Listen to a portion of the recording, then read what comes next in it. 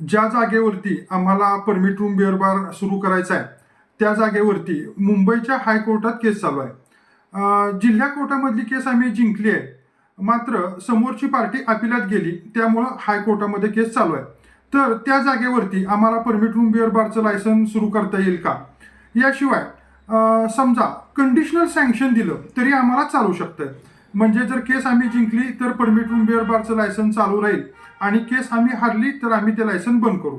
अशा प्रकारचे प्रश्न मला आपले काही सबस्क्रायबर गेल्या आठवड्याभरात दोघा तिघांनी विचारले.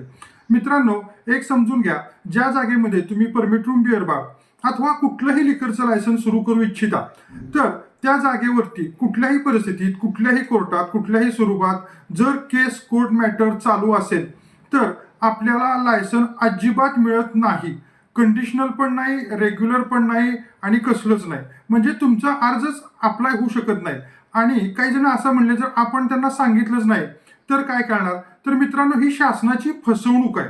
आणि उलट पुढे जाऊन जे तुमचं लायसन तुमच्या साईडने निकाल लागल्यावरती मिळू शकतं, ते लायसन देखील तुम्हाला पुढे जाऊन फ्युचरमध्ये प्रॉब्लेम येऊ शकतो की तुम्ही शासनाची फसवणूक केली ह्यामुळं.